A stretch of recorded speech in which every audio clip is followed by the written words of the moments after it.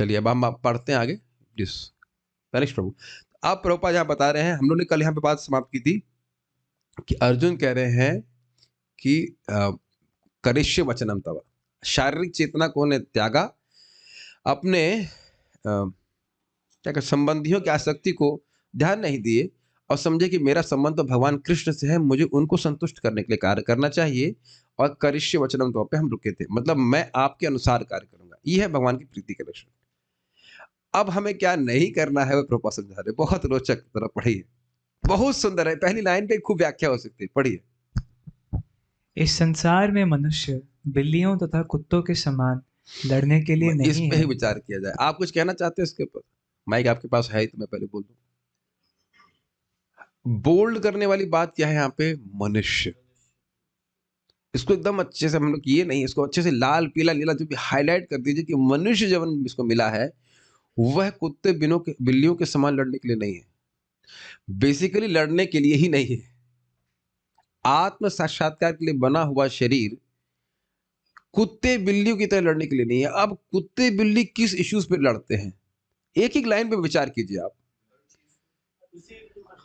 कुछ अच्छे से समझाइए। मैं को अच्छे से नहीं समझा रहे आपको। कुत्ता पहला काम देखिए क्या करेगा, आपने देखा है कि अपने ही मूत्र के द्वारा वह धारा बना लेता है, इधर ऐसा रेखा बना लेता है कि ये एरिया मेरा है, देखा है ना आपने?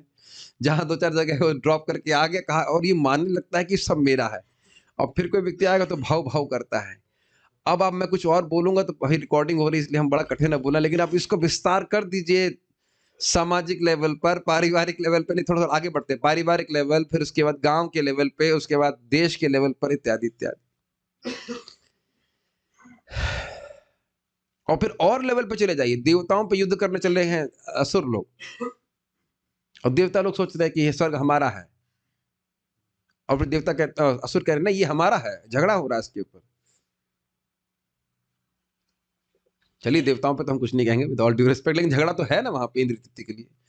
यानी कि इंद्रिय तृप्ति के लिए झगड़ा, लड़ाई करना, ये मानव जीवन का उद्देश्य नहीं। May be this section can be left for you can sit this way.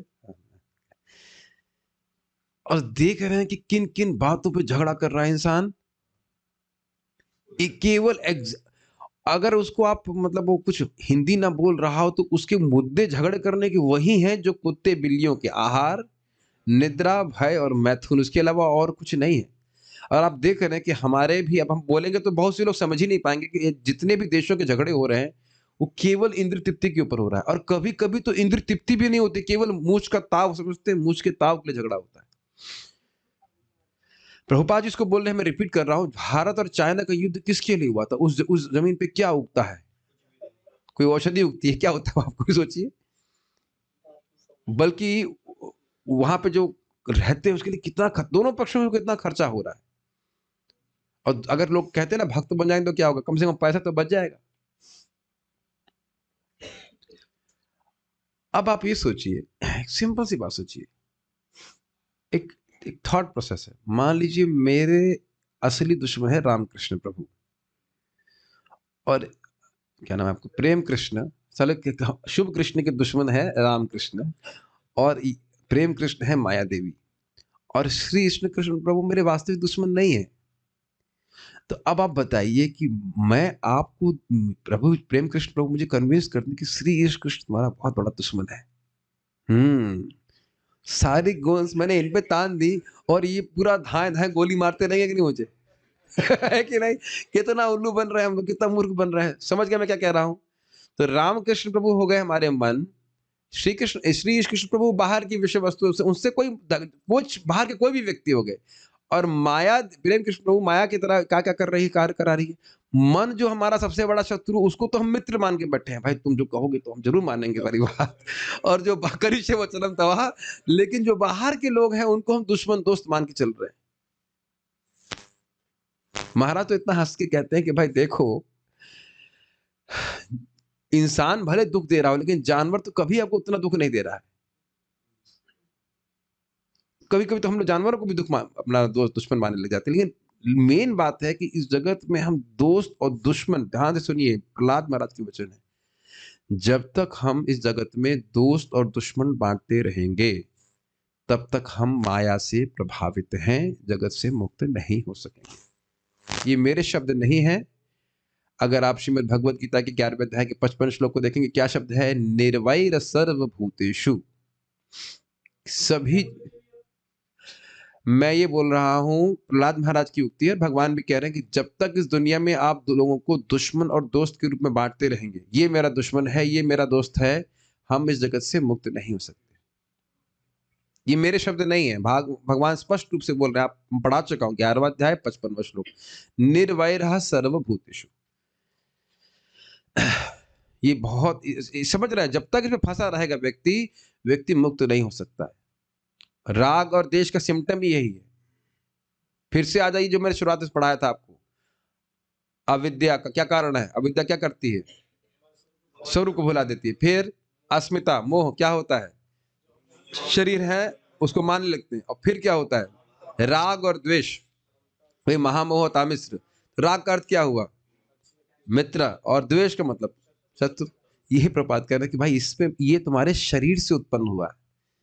शरीर से नहीं कहना चाहिए, शारीरिक चेतना से उत्पन्न हो रहा है। जरूरी नहीं है कि वह व्यक्ति में दोष हो। कभी आपने आश्चर्य किया, जिस व्यक्ति को बहुत प्रेम कर रहे हो उसी पे गुस्सा आने लग जाता है।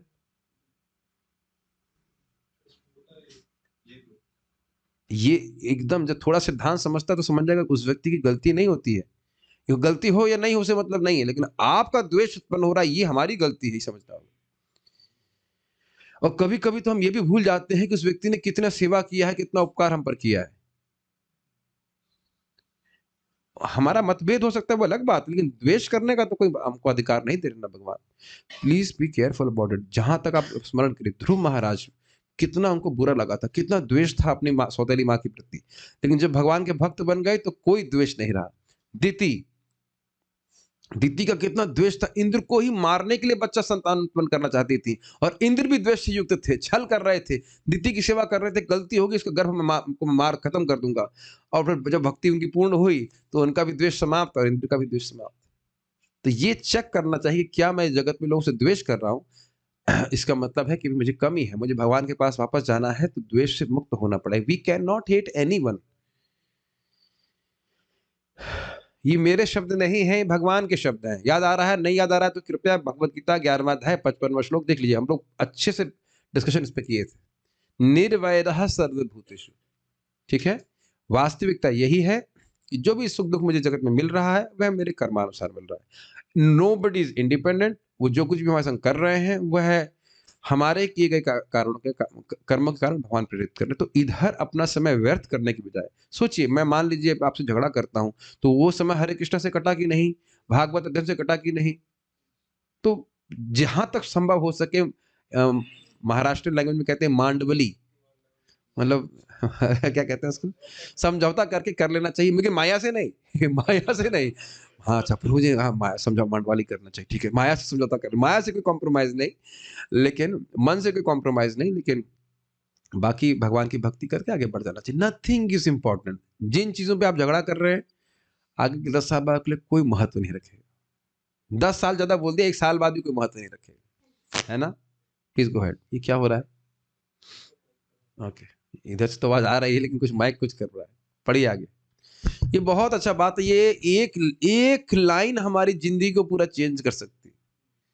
और मैं कुछ कहना चाहता हूँ। कुत्ते, आपने देखा कभी कभी एक मरे हुए जानवर की हड्डी के लिए लड़ते हैं। अब समझ में आ रहा है कि प्रपात क्या कह रहे हैं? समान, जब वो लोग कुत्ते के समान नहीं लड़ते, या बिल्ली मरे हुए चूहे के लिए झगड़ा करती, ये भी देखा होगा आपने। बिल्लियों को तो नहीं देखा होगा, कुत्तों को देखे हैं कि नहीं, हड्डी के लिए झगड़ा करते हुए। एकदम निकृष्ट वस्तु के लिए मानव जीवन बना है, झगड़ा करने के लिए। और ये बताइए कि क्या कृष्ण के लिए कभी झगड़ा करने की जरूरत है कि आपके पास हरे कृष्ण मंत्र है तो मेरे पास कुछ कम है? या आप भागवत पढ़ रहे हो तो मेरे कुछ कमी हो रही है? ऐसा तो कोई है नहीं, कोई झगड़ा नहीं ना इसके ऊपर। Beautiful point. और रादर जितना आप दूसरों की मदद कर रहे हैं भक्ति में, आपकी खुद की प्रगति हो रही। ये एग्जाम्पल अभी मेरे को याद है, आज तक कभी नहीं बोला मैं। कभी नहीं बोला ना, हड्डी के लिए लड़ते हैं, सड़ी हुई हड्डी के लिए लड़ाई कर रहे हैं। बहुत बहुत समय अपना व्यर्थ कर रहे हो कि मुझ के ताव के लिए, मुझ के ताव समझते हैं, हम झगड़ा कर रहे हैं, पूरा जीवन व्यर्थ कर रहे हैं। वही समय भगवान की भक्ति के लिए क्यों नहीं लगा दिया जाए? ठीक है, पढ़िए। मनुष्यों को मनुष्य जीवन की महत्ता समझकर सामान्य पशुओं की भांति आचरण करना बंद कर देना चाहिए। क्या एक मिनट को फिर से बहुत अच्छा जब क्या लाइन है, धो धो कर प्रभात मार। मनुष्यों को मनुष्य जीवन की महत्ता समझकर सामान्य पशुओं की तय भांति आचरण करना बंद कर देना चाहिए। अ ब्यूटीफुल स्टेटमेंट है, अमेजिंग है शिला प्रभुपाद ना। अच्छा, इतना हिट नहीं करता है और लोगों के, मतलब जो बाहर के लोग लिख देते हैं, इतना हिट नहीं करता, कुछ है ही नहीं उनके पास बोलने के लिए। क्या बोलना चाहेंगे जरा इसके ऊपर बताइए। Tanish Prabhu, you want to say something?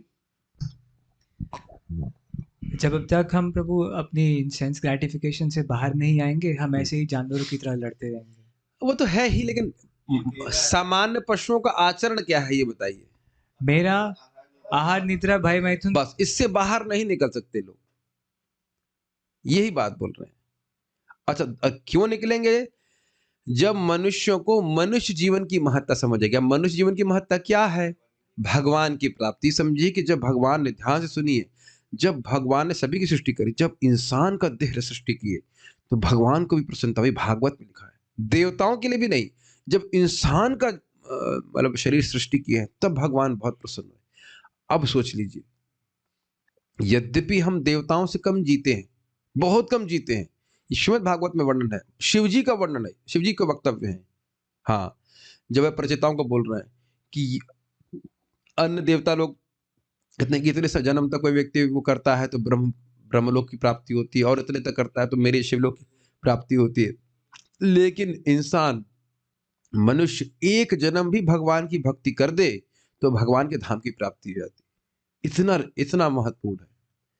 और हम लोग देखिए कैसे छोटी छोटी हड्डियों के लिए अगर कहा जाए, छोटी छोटी प्रलोभनों के लिए भक्ति को छोड़ करके भक्ति को तिलांजलि दे रहा है, तिल अंजलि दे रहा है, अगर उसका अर्थ समझते हो आप। श्राद्ध संस्कार कर दिया, भक्ति करनी ही नहीं है। कोई नाड़ी परीक्षण नहीं हो रहा है कि भाई कितने दिन से जप नहीं हो रहा है, कितने दिन से माला नहीं हो रही, कोई मंगल आरती नहीं, कुछ नहीं। 160 लोग जप करते हुए दिखे हमको जूम पे, अब है 106, मैक्स 120। वो 40 लोग कहाँ गए? 180 तक पहुंचा था। हाँ, और अद्भुत बात यह है कि जो उनको लोग लेके आए, उन लोग को भी शायद याद नहीं है कि हम किनको लेके आए। अरे कॉल तो कम से कम करना चाहिए भाई, बुलाओ को, आओ वापस आइए कुछ करके। मनुष्य जीवन की महत्ता नहीं समझ रहे। मैं तो उन लोगों के बारे में सोच रहा हूँ जो जवानी में भाग्य से हमारे संपर्क में आए, भक्तों के संपर्क में आए और भक्ति छोड़े बैठे हैं, और कब उनको याद आएगा, शायद हो सकता है बुढ़ापे में याद आए, और तब वह कितना दुख मनाएंगे ना, आप कल्पना नहीं कर सकते। शायद मनाए भी नहीं, ये भी हो सकता है। गो लगे ही नहीं कुछ, कि जो हमारे ही साथ ही लोग थे भक्ति करके कहाँ कितना आगे प्रगति कर गए और हम यही लटके पड़े। दिक्कत ये बात है कि हमारे जो बद्धजीव, उसको कुछ बुरा लगता भी तो नहीं है।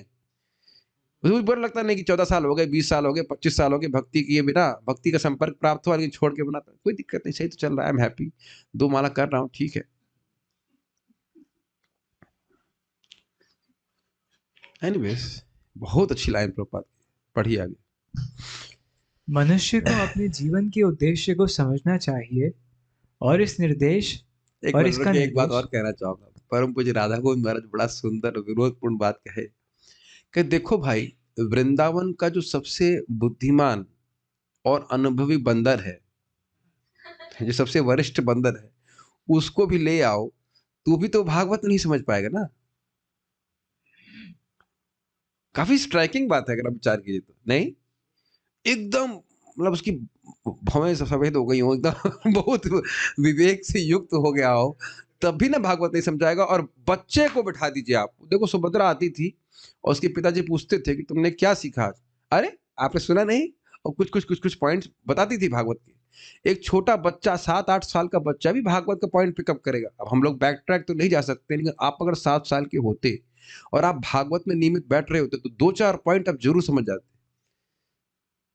समझ रहे हैं? लाइक दैट मीन्स अगर आप मान के चले 75 तक हम जीते हैं, तो ऑलमोस्ट लाइक 10% एज में भी आप भागवत समझ सकते हो। ये मानव जीवन की सभ्यता, मतलब फैसिलिटी, सुविधा है। और पूरा जीवन बीत जाए और बंदर को बांध करके भागवत सुना जाए, वो समझ नहीं पाएगा। बंदर हो या चाहे कोई भी जानवर हो, जस्ट इंसान छोड़ दीजिए और नीचे चले जाइए, बस उसके बाद कोई योनि नहीं जो समझ जाए। देवताओं की बात नहीं कर रहा हूं मैं। तब देख रहे हैं कितना रेयर अपॉर्चुनिटी है, और बस केवल फिर हम भी वही कार्य करते रहे जो इंसानों को प्राप्त सॉरी मनुष्यों को पशुओं को प्राप्त है, तो बेवकूफी होगी। इसीलिए शास्त्र कहता है विषय खलु सर्वतः स्यात्। विषय भोग हर जगह प्राप्त है, खाने के सोने के, और वो करना भी पड़ता है व्यक्ति को, उसके बिना जीवन नहीं चलेगा।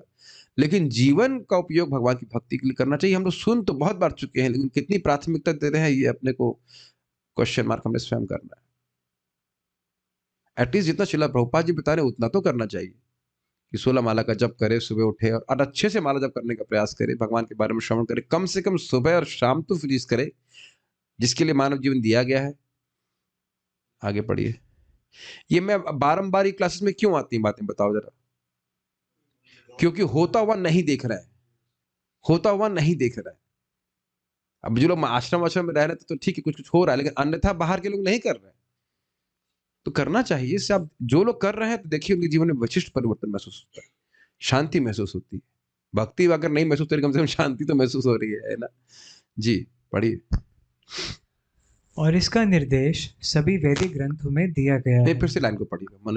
मनुष्य को अपने जीवन के उद्देश्य को समझना चाहिए, और इसका निर्देश सभी वैदिक ग्रंथों में दिया गया है, जिसका सार भगवत गीता में मिलता है। ठीक, एक बात, जीवन का उद्देश्य समझना चाहिए, लेकिन प्रभुपाद जी बड़ा क्लियर बता रहे हैं कि जीवन का उद्देश्य आपको अपनी मनोकल्पना से नहीं समझ में आएगा।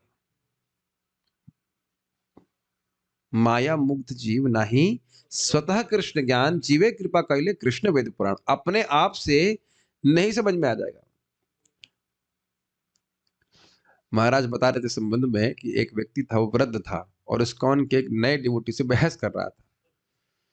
तो वृद्ध व्यक्ति बोला, क्या समझ रहे हो, हम ऐसे ही हमारे बाल पक गए हैं? तो लड़का बोला, नहीं भाई, ज्ञान के मसाले से मेरे बाल पकाए।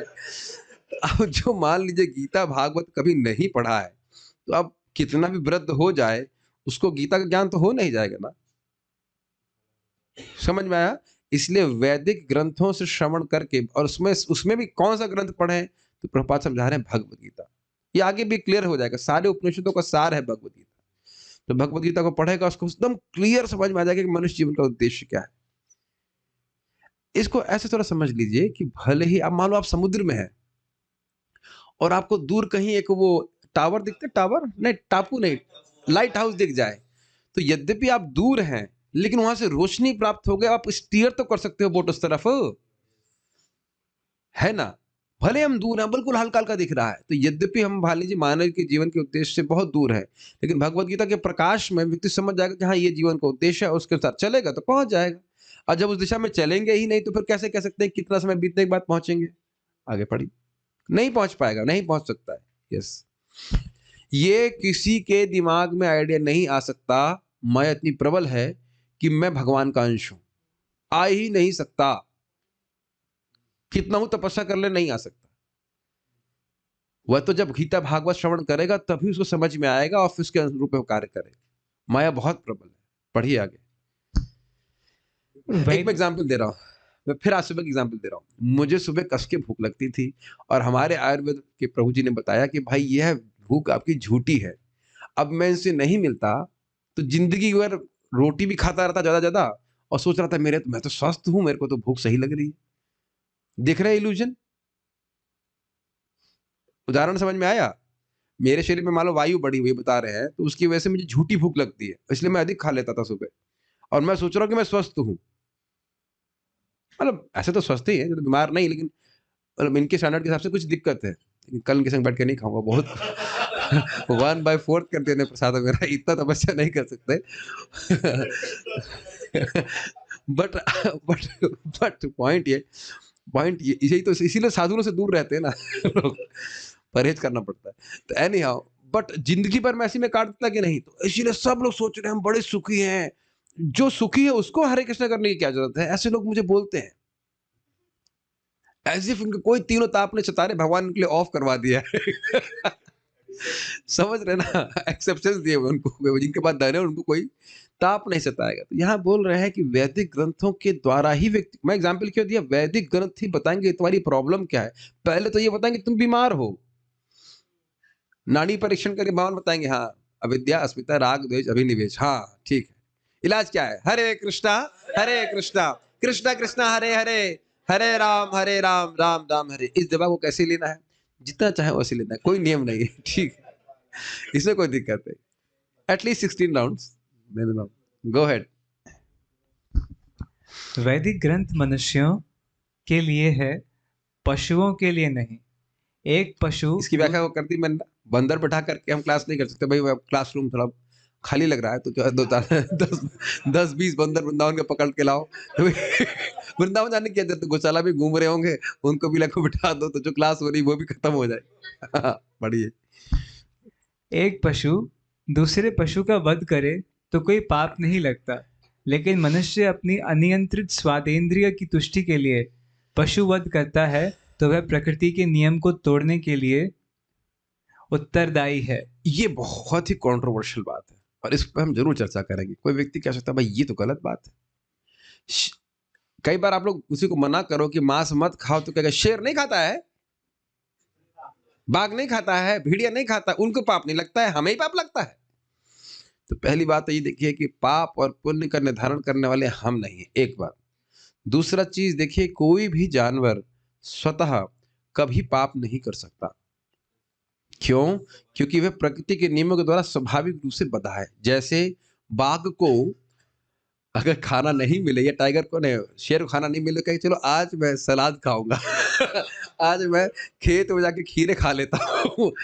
अब बाघ आएगा खीरे खाने तो उसे तो कोई मना नहीं कर सकेगा, विद ऑल ड्यू रिस्पेक्ट। लेकिन कर सकता है बाघ, वो भूखा रहेगा। मैंने सुना 15-15 दिन उसे खाने को नहीं मिलता है, तब जाकर के कहीं उसको व्यवस्था मिलती है कि कोई हिरण्य उस पर का शिकार खा ले। और उसमें भी आप जानते हैं कि वह मरा हुआ नहीं खा सकता है, वो मार के ही खाएगा। ऐसा बता रहे हैं कि, मैं तो पता नहीं कि बता रहे हैं कि एक बार खा ले तो दोबारा नहीं खाएगा। अब आप बताइए कि इस प्रकार से हमको 15 दिन का भूखा रह कर खाना खाने को मिलता तो ऐसा कितना कष्ट होता। आप देख रहे हैं ना कि हमको सुविधा दी कि हम आराम से शांति से बैठ के खा सकते हैं। और उसी प्रकार से मान लो कोई ये से चिड़िया है, तो ऐसा, या और भी मान लीजिए जो जो उसके लिए बना दिया कि यही भोजन है, तो पर वही भोजन करेंगे, तो इसलिए कोई पाप नहीं लगता है। लेकिन इंसान के पास विवेक भी है और सुविधा भी है। मांस चाहे तो मांस खा सकता है, और अन्न खाए तो अन्न खा सकता है, और उसमें भी फर्दर प्रसाद खा सकता है या अन्न खा सकता है, इत्यादि इत्यादि। ये विवेक इंसान को दिया गया है कि नहीं? तो जब विवेक दिया गया है तो उम्मीद की जाती है कि रूल फॉलो करे। When you get the facility it is expected that you follow the rule. मैं अपना उदाहरण दे रहा हूँ। मैं तब 18 साल का नहीं था, बाइक चलाना सीख लिया था। तो अपने मित्र के संग हम जा रहे थे और पुलिस वाले ने रोक लिया, कहा दिखाओ लाइसेंस। लाइसेंस था नहीं, तो उसने हमको फिर कुछ देर के लिए डिटेन कर लिया था, पकड़ लिए थे। पिताजी आए, फिर छुड़वा दिए। तो मैं क्या कह सकता हूँ कि भाई मैं बाइक चला रहा हूँ लेकिन मुझे लाइसेंस नहीं, मुझे पता नहीं था कि लाइसेंस होना चाहिए। तो भाई तुमको पता नहीं था तो तुम बाइक क्यों चला रहे थे? दुनिया में, हाँ, ये हम सब बदजुमुख सिंह बीमारी ये है कि हम सुविधा तो चाहते हैं लेकिन नियम नहीं पालन करना चाहते। गलत तो नहीं बोल रहा है, इज इट नॉट? लेकिन आप पालन करो या नहीं करो, दंड देने की सुविधा खूब है और दंड मिलता है। उसी प्रकार से पुरस्कार भी प्राप्त होता है। नियम प्रकृति के प्रता हो तो ऊपर उठ जाएगा। तो ये सब जो है, ये कर्म है, व्यक्ति को उसके अनुसार दंड या पुरस्कार प्राप्त होता है। उसको व्यक्ति को मानव जीवन में समझना चाहिए। आगे पढ़िए। ये समझ में आ रहा है कि हमें पाप और पुण्य क्यों प्राप्त होता है? जी, यस। भगवत गीता में स्पष्ट रूप से प्रकृति के गुणों के अनुसार 3 प्रकार के कर्मों का उल्लेख है: सात्विक कर्म, राजसिक कर्म तथा तामसिक कर्म। बड़ा सुंदर है ये बात। मुझे याद है, एक बात से समझ में आ जाएगा कि हमारे आईआईटी में था, मैं शायद दोपहर की बात होगी जो भी हो, तो मेरे बिल्कुल बगल में रहने वाला व्यक्ति बोला, तुम लोग मंगल आरती जाते हो और हम सोते हैं, हमको ये तो एक ही बात है। मैं उसकी मिमिक्री करके इसलिए बोल रहा हूँ, मुझे आज तक शक्ल याद है। सोना एकदम बोंदू तमोगोड़ी, मंगल आरती जाना और 12-12 घंटे सोना एक ही बात है? बताइए, एक ही बात है। सिगरेट पी रहे हो और हरे कृष्ण जप रहे हो, एक ही बात है। एक हमारे रिश्तेदार बोले, तुम लोगों को इस हरे कृष्ण का नशा है, हम लोग को फिल इन द ब्लैंक्स का नशा है। एक ही नशा बताइए, कह रहे ये भी अफीम की तरह है, ये ना क्या क्या लोग बोलते हैं एकदम अज्ञान में, ये अफीम है, हरे कृष्ण मंत्र। बताइए, हम तो खैर कभी पिए नहीं है, लेकिन हम ये अफीम गांजा है क्या, बताइए क्या क्या बातें लोग करते हैं।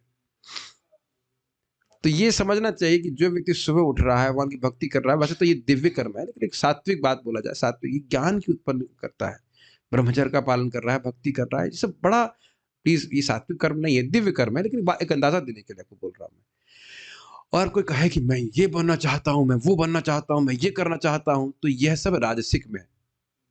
पूजा, लाभ, प्रतिष्ठा ये सब प्राप्त करना चाहता है, बहुत धन प्राप्त करना चाहता है, महान बनना चाहता है, ये सब राजसिक कर्म है। और कोई कहे कि मेरा बेड कितना लंबा है, इन सेंस सोना चाहता है जम करके, 12-12 घंटा सो रहा है, और पागलपन ही, जब लोग सुनते हो ना आजकल डिप्रेशन है, यह भी रजोगुण की वजह से ही, ऐसा तमोगुण की वजह से। क्रोध आना, क्रोध, उसके बाद ये आलस्य, निद्रा, आलस्य इत्यादि, ये सब तमोगुण का लक्षण। अब इसका अर्थ यह नहीं कि जो सो रहा है वो तमोगुणी है। सात्विक व्यक्ति 6 घंटा मैक्स 7 घंटा सोएगा, लेकिन तमोगुणी लेके आएंगे भाई रात बनाई ही भगवान ने किस लिए है, और वो जो 4 to 6 7 का टाइम है वो तो स्पेशल टेस्टफुल है, तो बढ़िया नींद आती है, उसमें कौन जगेगा। ठीक है, सबसे सुंदर बात यह है, सुंदर मतलब इंटरेस्टिंग बात यह है कि तमोगुण में व्यक्ति जो अधर्म है उसको ही धर्म मानता है, ये बड़ा इंटरेस्टिंग है। जो अधर्म है, रजगुण में ये समझ नहीं पाता है कि धर्म अधर्म है क्या, लेकिन और सतोगुण में व्यक्ति समझता है कि धर्म क्या है। जैसे एक व्यक्ति ने पूछा मैं आज यहाँ पे गया था, तो क्या वहां का प्रसाद ग्रहण करना चाहिए, मैं कहा नहीं करना चाहिए। तो बोला बुद्धि है कि क्या करना है कि नहीं करना है, और नहीं समझ में आ रहा तो किसी पूछ लेना है ना। लेकिन जो व्यक्ति तमोगुणी है उसको कुछ नहीं समझ में आएगा कि क्या कर रहा है वो। और भक्तों को देखिए ये क्षमता मतलब विकसित करनी चाहिए, इन सब बातों को जीवन में घटित होता हुआ देखें कि कैसे लोग तमोगुण में जी रहे हैं, कैसे लोग रजोगुण में जी रहे हैं। ये विवेक जागृत करना चाहिए गीता देख करके, बिकॉज जो भाग गीता में है थोड़ा सा भी आप श्रवण करेंगे तो कुछ दिखने लग जाएगी। छोटी सी बात सोचिए ना, आप में से किसी को ऑपरेशन तो हुआ ही होगा, मेरे भी हमें टाँके लगे हैं, टाँके लगाने से पहले वो एक क्या लोकल एनेस्थीसिया देते हैं, और बिना दिए टाँका लगाएं तो कितना कष्ट होगा बताइए, है कि आपको बिना टाँके लगाए, बिना एनेस्थीसिया दिए टाँके लगे, बहुत दर्द हुआ होगा, बिना एनेस्थीसिया दिए हुए। आपको भी क्यों एनेस्थीसिया नहीं दिया, पहले होता नहीं था। अरे मैं तो सोच के मुझे पसीना आ जा रहा है भाई, आपको भी ऐसा हो चुका है। हाँ, ओ अच्छा, आपको बेहोश हुए नहीं था। नहीं वो एक अलग बात है कि बेहोश नहीं हुए, लेकिन दिया ही नहीं हो और ऐसे सील दे किसी को, तो भाई कितना दर्द होगा, है ना। और मुर्गे को काट काट के आदमी खा रहा है, उसको कितना कष्ट होता होगा बताइए। हमारी उंगली को रेत रेत के कोई काटे, बताइए कितना दर्द होगा। हल्का सा, हाँ, देखिए जो लोग मांस मुर्गा खा रहे हैं वो समझ नहीं पा रहे हैं कि कितना वो दूसरे को कष्ट दे रहे हैं, और आगे उन्हें कितना कष्ट भोगना पड़ेगा। यही तामसिक कर्म है। हाँ, उनको बताने से उन्हें कुछ भी महसूस नहीं होता, कुछ नहीं होता। ठीक है, आगे पढ़िए। तो ये कर्म है गलत गलत। हाँ जी। इसी प्रकार आहार के भी और आप 3 एक बार बात देखेंगे, कहीं कहीं जहाँ पे मांस इत्यादि मिलता है वहां बकरे की फोटो ऐसे लगाते हैं जैसे बकरा बड़ा प्रसन्न हो। आपने देखा है, सब बकरा कटे उसे बड़ा खुशी है कि हमें काट करके मार, देखा है आपने, कहीं जाते हुए देखेंगे बड़ा ऐसा लग रहा है पूरा खुश बकरा है ऐसा। बकरा हो या मुर्गा हो, वो तो ठीक है, मैं बोल रहा हूँ कि जिसके गर्दन काटी जा रही है उसकी फोटो देखिए, ऐसा लग रहा है बड़ा खुश है मुस्कुराई आप। घोर घोर तमोगुण है। मैं ये नेक्स्ट वाले बताऊंगा, चलिए पढ़िए, बोलिए बोलिए। इसी प्रकार आहार के भी 3 भेद हैं, सात्विक आहार, राजसिक आहार तथा तामसिक आहार। इस पे तो हम जरूर बोलना चाहते हैं, इस पे मेरे ख्याल से पूरा सेमिनार देंगे, लेकिन हम थोड़ा अलग तरह से समझाएंगे। देखिए जैसे मान लीजिए कहे कि कल रोज सुबह आप ब्रेकफास्ट में फल लीजिए, कितने लोग रियली फील इंस्पायर्ड, ईमानदारी से बोलो। अरे आपको हाथ खड़ा करने को बोल रहे हैं, आप तो वैद्य हैं। फ्रूट्स आप 1 2 3 4 लोग, हाँ तो आप लोग थोड़े सत्वगुणी हैं, ये ओनली फ्रूट्स। हाँ तो आप लोग थोड़े सत्वगुणी हैं तो आप लोग कर लेंगे। अब मेरे को फ्रूट्स बोलेंगे तो मुझको तो पसीना आ जाएगा, मैं इतना सत्वगुणी नहीं कि अब एक दिन नहीं, और डेली तो फल खाएंगे केवल, आप कहो दोपहर में भी केवल फल खाएं और उसके बाद कहो शाम को भी फल खाएं, तो I mean that will be little too much ना। और अब आप ये बताओ, एकदम देखो एग्जांपल समझ में आ जाएगा। आज जब आप लोगों ने छोले का अचार देखा था तो क्या लगा था? Wow, who can resist that. ये सब कुछ नहीं लगा। नहीं हो सकता आपके प्रसाद लेने से पहले वो आया ना हो ऐसा। हाँ, गौशाला में पाए, नहीं तो वहां आप देखो। या पानी पूरी, यहाँ अरे बहुत सब यहाँ सतोगुड़ी बन रहा है, मैं देख रहा हूँ। जब पानी पूरी आए तो कैसे टूट रहे थे उसके ऊपर, समझ रहे हैं?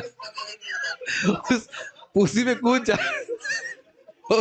सब झूठे यहाँ पे, सब सतोगुड़ी हो गए। हाँ, तो आप देख सकते हैं कि पानी पूरी, अचार, ये सब, हाँ नूडल्स, ये सब सब रजोगुणी आहार है। देख करके मुंह में टपकने लग जाए, आपका मुंह पानी टपकने लग जाए। ये सब रजोगुणी, ये सब। अच्छा कहेंगे ये सब गीता क्लास में क्यों बोल रहे? भगवान बोल रहे हैं। अत्यधिक नमकीन, अत्यधिक चटपटे, ये सब रजोगुणी होता है। और सतोगुणी होते हैं। देखिए सतोगुण केवल फल की ही बात नहीं करते हैं, अन्न है, दाल है, जो स्थिर, हृदय, सब शब्द, स्निग्ध, घी वगैरह भी सब सतोगुण में आता है। ऐसे भी ग्रहण कर सकते हैं, ये नहीं कि केवल फल ही खाएंगे तभी सतोगुण माना जाएगा। तो ये भी होता है खाने का। अब मैं एक ऐसी कहानी सुनाऊंगा, आप लोग अपने कान बंद कर लो, सुन नहीं पाओगे आप लोग। शिला भक्ति सिद्धांत ठाकुर जी बर्मा गए थे। भाई ये तो बहुत खराब है। हाँ, कहाँ पे गए थे? नापी बोलते हैं। अब भाई वहां पे उन्होंने घी में, प्योर घी में, उस समय तो प्योर ही घी रहा करता होगा, उसमें पूरी छनवा रहे थे वो। और आसपास के लोग नाक बंद के क्या बदबूदार चीज है ये। अरे भाई घी की पूरी, असली घी की कितने खुशबू आएगी, आप सूंघते सूंघते आ जाओ खाने के लिए, है कि नहीं? उसके लिए नाक बंद कर रहे। और पता है किसके लिए उनको क्या पसंद था? प्लीज फॉरगिव मी, मैं वैसे बोल रहा हूं कि एक पानी में सड़ी हुई, जो मतलब मर गई, जो क्या कहते हैं, छिपकली, वो डाल देते। और वो जब सड़ के इसमें से बदबूदार पानी बन जाता।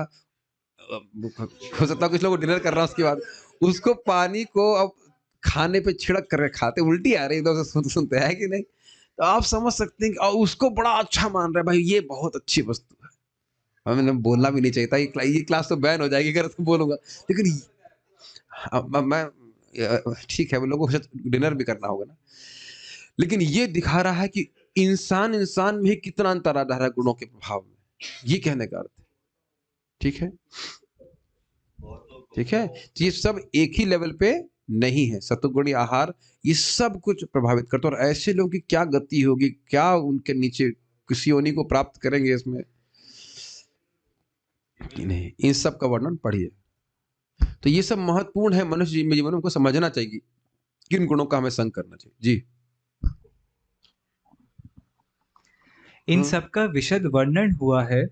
और यदि हम भगवत गीता के उपदेशों को ठीक से उपयोग करें तो हमारा संपूर्ण जीवन शुद्ध हो जाए और अंततः हम अपने गंतव्य को प्राप्त कर सकेंगे, जो इस भौतिक आकाश से परे है। यद गत्वा न निवर्तन्ते तद्धामम परमम मम। एक बहुत सिंपल सी बात है, बहुत सिंपल पर्पस है। अगर ज्यादा समझ में नहीं आता तो इतना हमको समझ में आता है कि हम शरीर नहीं आत्मा, इसमें तो कोई डाउट नहीं है।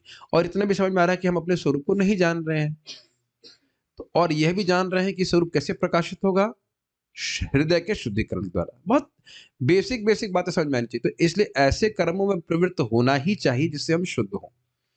इतनी बात जिसको समझ में आ गई वो अपने जीवन को ठीक ठीक बिता पाएगा। It doesn't make sense. चाहे हम श्रवण कर रहे हैं, चाहे हम देख रहे हैं, चाहे हम कुछ खा रहे हैं, चख रहे हैं, सूंघ रहे हैं, जो कुछ भी है उसके द्वारा हमारा शुद्धिकरण होना चाहिए। इसके लिए हमें सचेत होना चाहिए, बस इतनी सी बात। ये बात इतनी इजी होती नहीं है, लेकिन that is the whole point. मानव जीवन भोग इकट्ठा करने के लिए बिल्कुल नहीं, बिकॉज वो हमारी चेतना को डिग्रेड करता है। ये सबको दिखाई पड़ता है कि नहीं? तो बस ये सिंपल सी बात समझनी है। और अगर ये समझ में आ जाएगा तो सारे नियम पालन करने लग जाएगा कि सुबह उठना है, स्नान करना है, जप करना है, जो कुछ करना है वो हमारा मानव जीवन शुद्धिकरण के लिए। It is meant for purification. बस इतनी, ये बात बहुत सिंपल लगती है बट लोग नहीं समझ पाते। देखो भक्त तो समझ ही रहे हैं, लेकिन मैं बात बोल रहा हूँ, सामान्यतः लोग क्या सोचते हैं, हमको एंजॉय करना है, लेकिन वो ये नहीं समझ पा रहे हैं कि भौतिक इंद्रियों के द्वारा आप एंजॉयमेंट नहीं कर सकते हो। असली एंजॉयमेंट तब शुरू होगा जब अति इंद्रियां प्रकट होंगी। सुखम आत्यंतिकम यत्तद बुद्धिग्राह्यम अतीन्द्रियम, ये चर्चा चल रही है, पढ़िए। वह गंतव्य स्थान सनातन आकाश, ये नित्य चिन्मय आकाश कहलाता है। इस संसार में हम पाते हैं कि प्रत्येक पदार्थ क्षणिक है। वह उत्पन्न अरे लेकिन ये ग्लास तो प्रभु जी 1 महीने से चल रहा है, आप कैसे कह रहे हो कि छह क्षण के लिए ही है? तो 50 साल पहले ये ग्लास नहीं था प्रभु। नहीं तो क्षणिक क्या का मतलब, क्या क्षणिक का मतलब? क्षणिक means एक temporary। क्षण में गायब हो जाना चाहिए। इटर्नल टाइम क्या है? हाँ, एक तो अर्थ यह है कि शाश्वत समय से अगर आप कंपेयर करें तो क्षणिक ही है, और दूसरा हर क्षण ये परिवर्तित हो रहा है, यद्यपि हमको नहीं दिख रहा है। कहीं जंग बन रही होगी, कहीं कुछ ना कुछ हर वस्तु में परिवर्तन हो रहा है। जातस्य ही नहीं, श्लोक भूल गया मैं, क्या था? असतो ना भावो ना सतो विद्यते भावो न भावो विद्यते सतः उभयोरपि दृष्टोंस्तत्त्वयोन तत्त्वदर्शिनी योन तत्त्वदर्शी से करके। तो भौतिक वस्तु का लगातार परिवर्तन है और आत्मा का कभी भी कोई परिवर्तन नहीं है। पढ़िए आगे। यह उत्पन्न होता है, कुछ काल तक रहता है, कुछ गौण वस्तुएं उत्पन्न करता है, क्षीण होता है और अंत में लुप्त हो जाता है। कितने ट्रांसफॉर्मेशन? 6 याद हुए? पहला क्या है? जन्म, दूसरा स्थिति, रहना, फिर संस्कृत शब्द क्या है इसका? गौण वस्तुएं प्रस्तुत उत्पन्न करता है। एनीवेज, क्षीण होने का है क्षीयते, क्षीण होता है और अंत में लुप्त हो जाता है। कितनी होंगी फिर से गिनी? 6 है, 5 दिख रही ना इस शरीर नहीं, 1 मिनट। हाँ, वृद्धि हम लोग नहीं बता रहे, वृद्धि भी होता है। उत्पन्न होती है, फिर वृद्धि होती है, फिर कुछ स्थिति रहती है, कुछ समय तक रहता है, कुछ बाय प्रोडक्ट्स उत्पन्न करता है, क्षीण होता है और अंत में लुप्त हो जाता है। ये हमारा शरीर को भी आप देख सकते हैं, इसी प्रकार से हमारा शरीर भी है। पढ़िए। भौतिक संसार का यही नियम है। चाहे हम इस शरीर का दृष्टांत लें या फल का या किसी अन्य वस्तु का, किंतु इस क्षणिक संसार से परे एक अन्य संसार है जिसके विषय में हमें जानकारी है। हाँ, अब एक रुचिकर बात है, अभी थोड़ी देर क्लास के पहले एक माता जी मुझे मैसेज किया कि उनकी माता जी की माँ की मृत्यु हो गई, तो बहुत दुखी थी। हमने कहा यही तो आपको स्वीकार करना है, यह समझना है कि एक दिन हमें सबसे संबंध तोड़ना होगा, और हमारे और जब हम जी रहे हैं तो एक करके हमारे संबंध टूटते जाएंगे, अब चाहो या ना चाहो,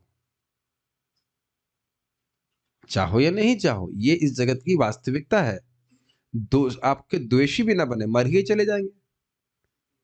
तो ये तो आपको वास्तविकता स्वीकार करनी पड़ेगी ना। आप लोग कहेंगे बहुत सिंपल सी बात क्यों बोल रहे हो? सिंपल सी बात नहीं, अगर श्रवण कीर्तन भक्ति में नहीं कर रहा है नियमित रूप से, तो some people can be really shocked.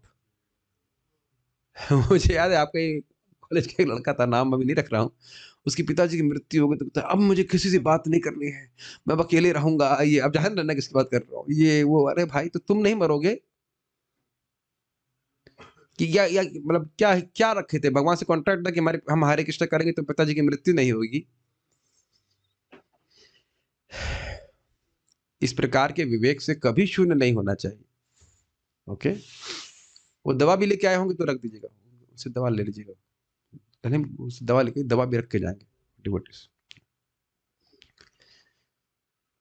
और एक बार को लोग पहुंच गए, मजा आ जाएगा। हमेशा प्रबाद करते हैं, एक जगह बताते हैं कि भगवान के धाम की महिमा सुन करके व्यक्ति को, इंग्लिश में कहते हैं इनैमर्ड, हिंदी में क्या कहेंगे? एकदम वाह, मोहित हो जाना चाहिए, चमक, वाह, हम अब भगवान के पास पहुंच जाएंगे तो दोबारा कभी इस जगत में नहीं आना पड़ेगा। यस, और तभी व्यक्ति उत्साहित रहेगा भक्ति की तपस्या को करते रहने के लिए। जरा ये सोचिए, क्या इस भावना को इस जगत में हम नहीं ढूंढ रहे हैं? मेरी बात को समझने का प्रयास कीजिए। अरे ऐसा जॉब मिल जाए ना, उसके बाद कोई कठिनाई नहीं हो। ऐसी पत्नी की मतलब हर एक की पत्नी मिल जाए, बच्चे मिल जाए जो बड़ा संतुष्ट कर दें, मानो संतुष्ट भी कर दें, फिर भी हमेशा नहीं रहने वाले, है कि नहीं? और जॉब के बारे में कहा जाए तो कोई कोई ऐसा व्यक्ति नहीं कह सकता कि मुझे ऐसा जॉब मिल गया कि मैं अब तृप्त हो गया, मुझे अब जिंदगी में कुछ नहीं चाहिए, फिर वो कुछ और सोचेगा। ठीक है? तो जिस स्थान की, आप मेरी एक बात समझ पा रहे हो, शाश्वत स्थान की हैंकरिंग, आग्रह हमारे हृदय में, ये मैं आपको दिखाना चाहता हूं। कोई ऐसा व्यक्ति कहेगा कि जॉब हम दे रहे हैं आपको, लेकिन कोई भरोसा नहीं कब निकाल दिया जाएगा। कौन ऐसे एडवर्टाइजमेंट को स्वीकार करेगा? क्यों भाई? एक डिवोटी बोले, प्रभु जी हम गवर्नमेंट जॉब इसलिए नहीं करना चाहते क्योंकि आसक्ति हो जाती है, क्योंकि पता है कि वो परमानेंट है। अच्छा, ये और बहुत अच्छा रियलाइजेशन था, बिकॉज हम शाश्वत हैं, इसलिए शाश्वत स्थान की खोज कर रहे हैं।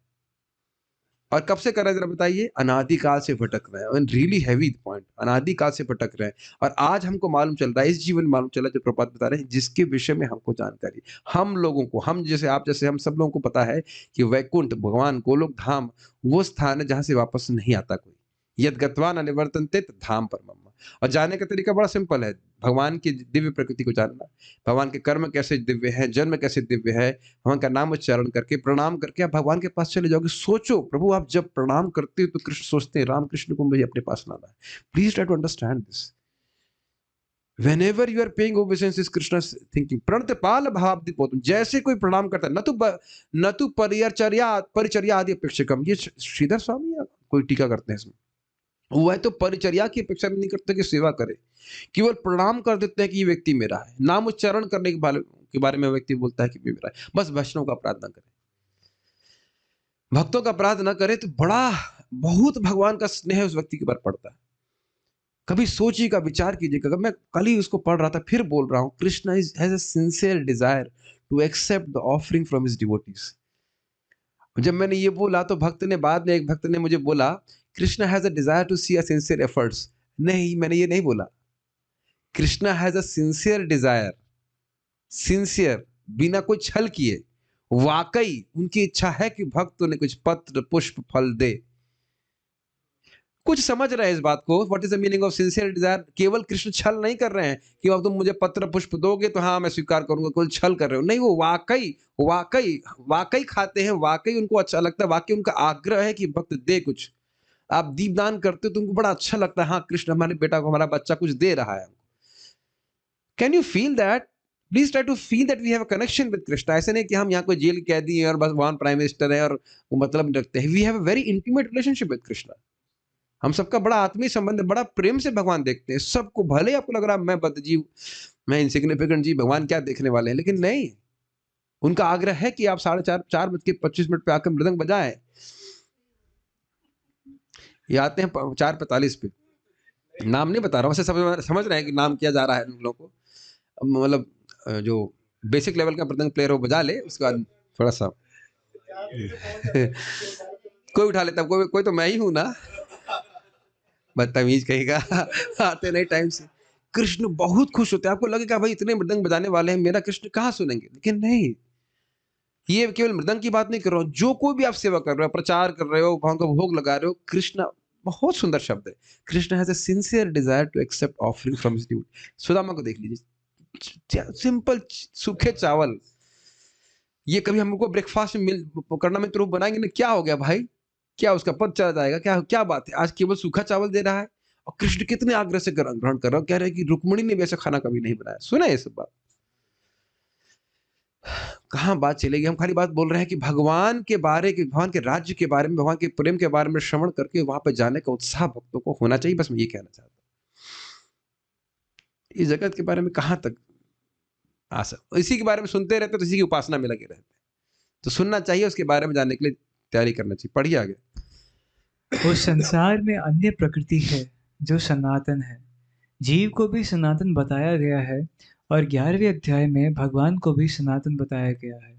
हमारा भगवान के साथ घनिष्ठ संबंध है और क्योंकि हम सभी गुणात्मक रूप से एक हैं, सनातन धाम, सनातन भगवान तथा सनातन जीव, अतएव गीता का सारा अभिप्राय हमारे सनातन धर्म को जागृत करना है, जो कि जीव की शाश्वत वृत्ति भाई है। इसको तो आप लोग बहुत ध्यानपूर्वक सुनिए, इसको आज ही पढ़ाएंगे। बहुत सुंदर एक कंसेप्ट है कि सनातन धर्म है क्या।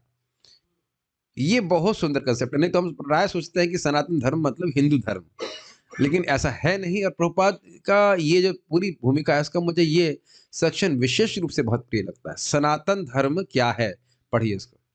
ये समझ में आया, सनातन, सनातन मतलब जिसकी कोई शुरुआत नहीं और जिसका कोई अंत नहीं।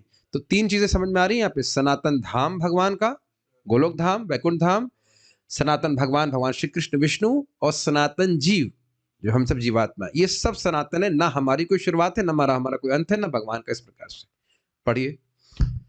हम अस्थायी रूप से विभिन्न कर्मों में लगे रहते हैं, किंतु यदि हम इन क्षणिक कर्मों को त्याग कर परमेश्वर द्वारा प्रस्तावित कर्म को ग्रहण कर लें, तो हमारे यह सारे कर्म शुद्ध हो जाएं।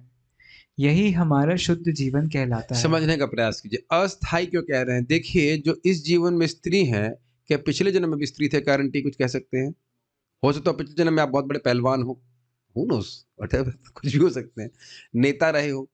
और जो इस जीवन में शरीर मनुष्य शरीर का प्राप्त किया, हो सकता है पिछले जन्म में मिस यूनिवर्स रहे हो, मतलब हू नोस।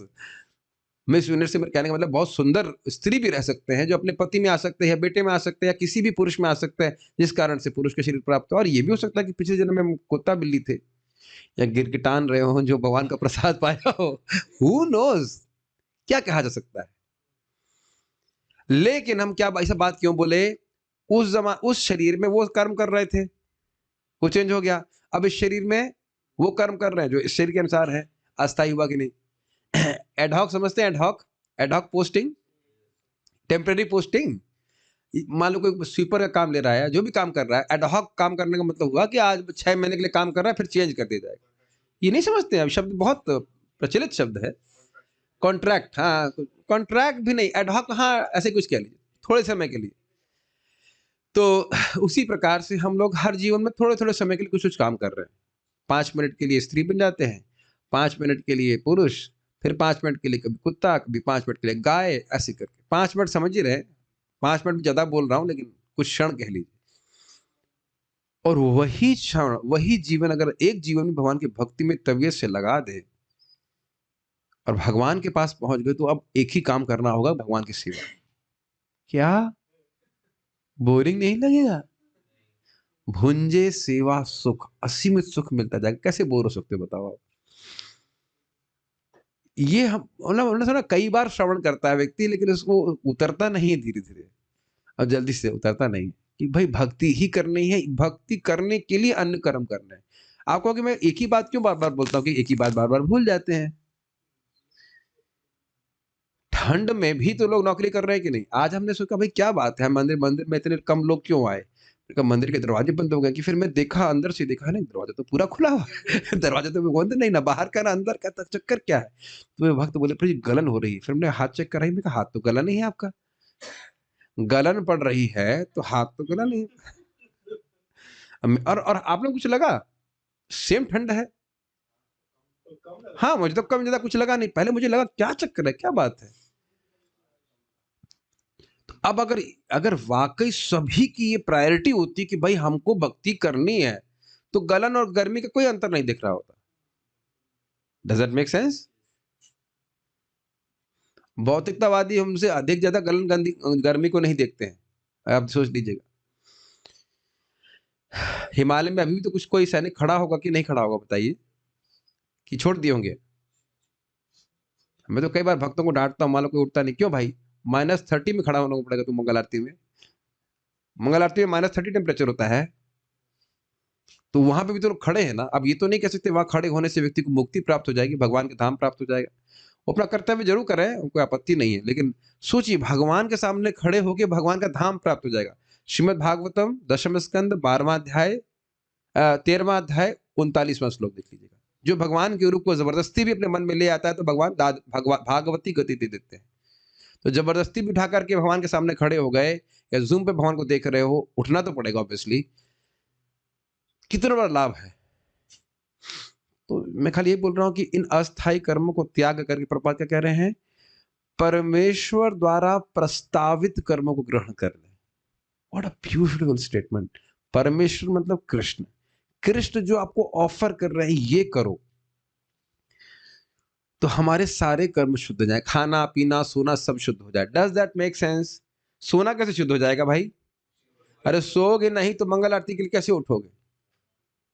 तो सोना भी शुद्ध हो गया, खाना तो शुद्ध हो ही गया, भगवान को अर्पित कर दिया, इत्यादि। ये शुद्ध जीवन कहलाता है। समझ में आ रहा है जी? परमेश्वर तथा उनका दिव्य धाम ये दोनों ही सनातन है और जीव भी सनातन है।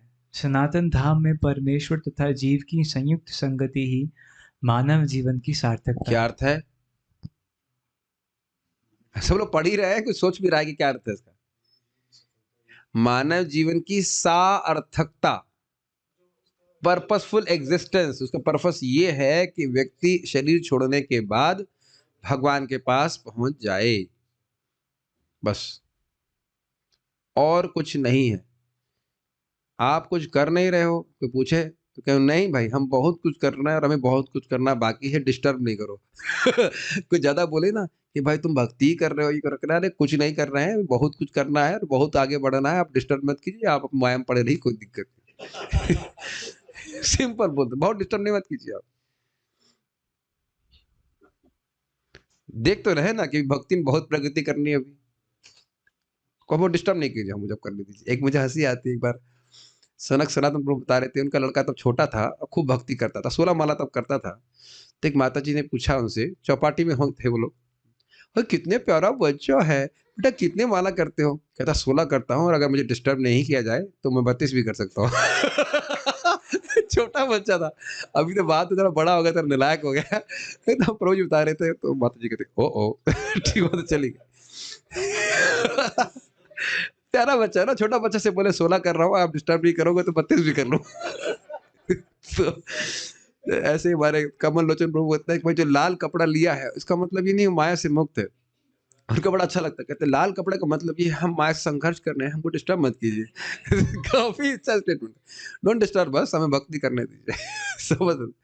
तो ये एक बहुत अच्छा बात है। वैसे हम देखिए, हम नेगेटिव नहीं बोलते हैं, हमारे भक्त लोग बहुत अच्छे से भक्ति कर रहे हैं। हम देखिए प्राय सभी लोग सपोर्ट करके आते हैं, जब करते हैं जूम पे तो हम देख ही रहे हैं, बाकी लोग भी जो है इधर कर ही रहे होंगे, कोई दिक्कत नहीं, उम्मीद है कि कर रहे होंगे। ये व्यक्ति का उत्साह होना चाहिए। आप देख रहे हैं जैसे बिजनेसमैन वालों का उत्साह होता है, सबका उत्साह होता है, ऐसे उत्साह होना चाहिए, भगवान के बारे में चर्चा करना है, जप करना है। और ये एज डिपेंडेंट नहीं है। मैं उस दिन एक हल्का सा वीडियो बनाया, मैं देख करके आश्चर्यचकित हो गया। मैं मंगल आरती के लिए पहुंचा था, माता जी क्या कहेंगे उसको पता नहीं, व्हील चेयर नहीं होता बाबा, उसमें आगे पहिए लगे रहते हैं और अब ऐसे आगे करके बढ़ती हो, ऐसे कर करके वॉकर के ही कुछ भी कह लीजिए, वो से चल चल करके बेचारी जा रही थी, और उसको मैंने ठीक से चलता हुआ देखा, मतलब वृद्ध हो गई, करते करते वृद्ध हो गई कि अब व्हील चेयर पे, व्हील चेयर नहीं है, इट वाज लाइक वॉकर कह लीजिए, पकड़ पकड़ के जा रही है। और जब मंगल आरती में पहुंच रही है तो भी उत्साह है उनका, खुश है। ये नहीं बोल रहे हैं कि मैं भगवान मुझे ऐसी परिस्थिति में क्यों डाल दिया कि मुझे आने में कठिनाई हो रही है। I was so inspired. आप लोग समझ रहे हो कि मैं किसको बोल रहा हूँ? विदेशी में एक माता जी हैं, कितना उनका उत्साह है, कितना उत्साह है। हाँ, देवशक्ति माता जी कितना अभी उम्र होगी, 68 सबसे ऊपर, 60 तो मेरी माता जी से बड़ी ही होंगी, मैं मान कर चल रहा हूँ, इज इट नॉट?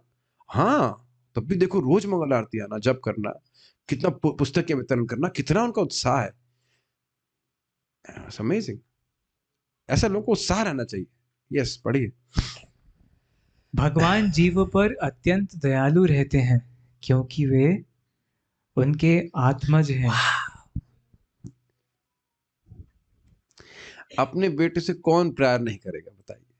अब बच्चा पढ़ा लिखा हो, नहीं हो, नालायक भी हो, तो भी सब माता पिता प्रेम करते हैं कि नहीं? आपने भी देखा होगा, पंगु भी हो जाता है बच्चा तो भी प्रेम करते हैं, पालन करते रहते हैं। ये समझना थोड़ा मुश्किल होता है। आप देखो कि अब आप ईमानदारी से बोलो कि जितना माता पिता हमसे प्रेम कर रहे हैं, हम उतना नहीं प्रेम कर पाते हैं, समझ नहीं पाते हम, है कि नहीं? और महाराज तो बड़ा अच्छा कहते हैं कि जगत की सारी प्रेममयी माताओं को, करोड़ों करोड़ों माताओं के प्रेम को भी करोड़ों करोड़ गुना अधिक बढ़ा दीजिए, तो भी भगवान के प्रेम के बराबर नहीं है। हो सकता है यहाँ की माता गुस्सा हो जा रहे, तो कभी कभी उसे निकल भी जाता है, तुम पैदा नहीं भी होता तो अच्छा होता। लेकिन भगवान तो ऐसा बोल भी नहीं, कहते हैं कि जीव तो कभी पैदा हुआ ही नहीं, वो तो हमेशा से है। भगवान कभी कैसा, भगवान तो ऐसे कभी बोलने वाले ही नहीं है कि तुम पैदा नहीं हुए होते तो ऐसा अच्छा होता, क्योंकि हम लोग कभी पैदा हुए ही नहीं, भगवान ने ऐसा डिजाइन ही नहीं किया है। ठीक है, कभी उद्विग्न नहीं होते कि भाई ये जीव हमको सुन नहीं रहा है, चलो अब मरने दो उसको। मर भी नहीं सकता बेचारा, अविनाशी है, तो ये सब बातें भगवान बोल भी नहीं सकते। सोचिए ना, जरा सा कोई व्यक्ति विमुख हो जाता है तो हम एकदम संबंध काट लेते हैं, अरे हम तो देख नहीं रहा ठीक से, हमने हरे कृष्ण किया, उसने देखा भी नहीं, ठीक है हम बात नहीं करेंगे, है कि नहीं? और अनादिकाल से हम भगवान को भूले हैं, फिर भी कृष्ण हमारा साथ दे रहे हैं, हर क्षण साथ। सुअर के शरीर में थे तब भी कृष्ण साथ में गए, तो बताओ कृष्ण के प्रति क्यों हमें सेवा न करना चाहिए? और अगर आप करने लग गए हो तो भगवान कितना प्रेम करेंगे। और जीवन में देख ही रहोगे, जीवन कितना सरल और आसान होता जा रहा है भक्ति करने से। ऐसा क्यों? हाँ, हमारे पास 10 मिनट, पढ़िए। भगवान कृष्ण ने भगवत गीता में घोषित किया है, सर्व योनिषु अहम बीज प्रदः पिता। मैं सबका पिता हूँ। निस्संदेह अपने अपने कर्मों के अनुसार नाना प्रकार के जीव हैं, लेकिन यहाँ पर कृष्ण कहते हैं कि वे उन सबके पिता हैं। अतएव भगवान उन समस्त पतित बद्ध जीवों का उद्धार करने तथा उन्हें सनातन धाम वापस बुलाने के लिए अवतरित होते हैं, जिससे सनातन जीव भगवान की नित्य संगति में रहकर अपनी सनातन स्थिति को पुनः प्राप्त कर सके। एक छोटी सी बात है, जो बद्ध जीव है वह तो कभी रिक्वेस्ट नहीं कर रहा है कि भगवान आए। सीधी सीधी बात है, क्लियर बात। और भगवान स्वयं आ रहे हैं, तो ये बताइए कि जीवों को वापस ले जाने का आग्रह किसका अधिक है? बड़ा स्पष्ट है, भगवान का। नहीं तो हम लोग, भगवान ना आए तो हमारा कोई संभावना नहीं कि हम ऐसे जाने वाले। एक व्यक्ति यहाँ बताते, हाथ खड़ा करते, जो बोल रहा था हम भगवान को प्राप्त करना चाहते थे। बहुत रेयर कोई होगा, बहुत पहले इसकी भक्ति किया रहा होगा, तब वह मतलब व्याकुल होकर बोलेगा कि हाय कृष्ण, हे कृष्ण, हमको, हम अपने चरणों का स्थान दे दीजिए। कोई नहीं बोलता है। और आप ये भी देख लीजिए, श्रवण कर रहे होंगे, हम लोग कर ही रहे हैं रोज कि गीता महात्म्य में आप क्या श्रवण करते हो? भगवान भी डायरेक्ट नहीं, भक्तों के माध्यम से भगवान की कृपा लोगों को मिल रही है। किसी गिद्ध को मिल रही है, किसी तोती को मिल रही है, किसी वैश्या को मिल रही है, किसी मैना को मिल रही है। देखा ना आपने? ये मैं बहुत ऑब्जर्व कर रहा था कि भगवान वापस तो लाना चाहते हैं, कृपा जो है अपने भक्तों को ही बना रहे हैं। और कभी कभी तो भक्त को पता भी नहीं पड़ता कि वो माध्यम बना कैसे। एक भक्त बता रहे थे कि जैसे वो हमारे कॉलेज में जब आए थे प्रचार करने के लिए, तो कहते हैं, बाद में सिर्फ 13 साल के बाद बात हुई, कहते हैं, अच्छा वृंदावन में, आप वृंदावन में सेवा कर रहे हैं, ऐसा करके? कहते हैं देखो यही मुझे अच्छा लगता है, प्रचार कर रहे हैं, कौन व्यक्ति कहाँ पहुंच जाएगा हमको पता नहीं। ऐसे ही व्यक्ति मुझे फोन किया, आपके कॉलेज वाला, प्रभु जी मैं यहाँ पुणे मंदिर ज्वाइन कर लिया हूँ, ये है कर लिया, आप आए थे। हमने कहा अच्छा अच्छा, बहुत अच्छी बात है। आप किसी को स्टार्टर दे दीजिए, वो कितना आगे भक्ति में बढ़ जाएगा कौन जान रहा है। तो हम खाली बात कर रहे थे कि भगवान का आग्रह है, जैसे ऐसे वैष्णवों का भी आग्रह होता है, भक्त लोगों को हम बद्ध जीवों को हेल्प करें भगवान की भक्ति में लाने के लिए। ये एक वैष्णव का गुण है। वो जान रहा है कि सामान्यतः या प्राय कभी भी भगवान सीधे हस्तक्षेप नहीं करते किसी के जीव में, किसी जीव के जीवन में। मेरी बातें समझ रहे हैं? भक्तों को ही कैरियर बनाया जाता है भगवान की कृपा का। भगवान चाहते हैं इस प्रकार से करने के लिए, इसलिए भक्त लोग प्रयास रहते, दिमाग लगाते रहते कैसे लोगों को मदद करें भगवान की भक्ति में लाने के लिए। हमारे जूम के भक्तों को मैं फिर से बोलना चाहता हूँ, और ये सभी के लिए है। जैसे आप सुबह उठे मंगल आरती के लिए, हमारे आश्रम में भक्तों को, तो जरा आसपास देख लिया करिए कि कोई सो तो नहीं रहा है। ऑब्वियसली आप 2 बजे उठ रहे हैं तो देखने की जरूरत नहीं है, क्योंकि हर व्यक्ति 2 बजे नहीं उठता है। लेकिन मान लो आप जा रहे हो और देखो कि कोई 3:30 बजे भी नहीं उठा है, जिसकी वजह से मंगल आरती मिस हो जाएगी। और ऐसा नहीं कि जरूरी वो आलसी कर रहा हो, कभी कभी नींद नहीं खुलती, तो कम से कम दरवाजे में नॉक कर देना चाहिए। कोई अपराध नहीं है, ये भगवान की सेवा कर रहे हैं आप। बीमार होगा तो बोल देगा मैं बीमार हूँ, कोई पिस्तौल तो नहीं रख रहा ना आश्रम में। गोली मार देगा ऐसा। गोली तो नहीं मारेगा ना। ऐसे ही जूम पे भी आप मान लो किसी को ला रहे हो, तो भाई एकदम से तो ना स्थिर हो जाता है व्यक्ति, तो फोन कर सकते हैं। 1-2 व्यक्ति को तो अडॉप्ट कर सकते हैं कि भाई हम आपको फोन करेंगे, आप अगर आप चाहो तो आपको फोन कर सकते हैं, मदद कर सकते हैं उठाने के लिए। ये वैष्णवता का कुछ तो गुण लाओ भाई अपने हृदय में कि be not only concern about your self, दूसरों की भी मदद करनी चाहिए। हाँ, नहीं आज ही जैसे मैं 3:50 उठा, आलस लग गया, तो दूसरा भक्त कोई तो आए और भक्त आकर नॉक कर दे, मैं उठ गया। मैं कहूँ नहीं मैं इंचार्ज हूँ, तेरी ऐसी हिम्मत, आज मेरे सामने आया है तू मुझे उठा। ऐसा तो कहीं बोल नहीं रहे, ऐसे तो नहीं बोल रहे ना। लेकिन दोपहर के लिए बोलता हूँ, सुबह के लिए तो नहीं बोल रहा हूँ ना। मैं चाह रहा हूँ कि सभी भक्तों के हृदय में इस प्रकार की ज्योत जलनी चाहिए। वो ना सुना भी होगा ना, ज्योत से ज्योत जलाते चलो। इस बहुत अच्छी बात है। If you are enlightened you should help others. मैं इस बात पे बोल रहा हूँ, देखिए ये 1 मिनट रुकिए, मैं जो बोल रहा हूँ यही प्रभुपाद की बात कर, पढ़िए इसको, प्रभुपाद क्या बोल रहे हैं। प्रभुपाद ने बोला भगवान स्वयं आते हैं, और क्या बोल रहे हैं जरा पढ़िए। भगवान स्वयं नाना अवतारों के रूप में अवतरित होते हैं या फिर अपने विश्वस्त सेवकों को अपने पुत्रों, पार्षदों या आचार्यों के रूप में इन बद्ध जीवों का उद्धार करने के लिए भेजते हैं। ठीक है। इसके बाद जो व्याख्या है उसको हम कर लेंगे। बहुत सुंदर व्याख्या है कि सनातन धर्म क्या है। ये समझ में आ गया सनातन क्या 3 वस्तुएं हैं, धाम, जीव और भगवान। और भगवान क्या चाहते हैं, यहाँ पे आते हैं जीवों को इस क्षणिक संसार से निकाल करके भगवान के धाम पहुंचे। सीधी सीधी बात है। और इसी के लिए भक्तों का भी जीवन है। जिस कारण से भगवान आते हैं उसी कारण से भक्त लोग भी करते हैं। हम लोग यहाँ पे रुकेंगे। कोई किसी का प्रश्न है तो मैं ले सकता हूँ।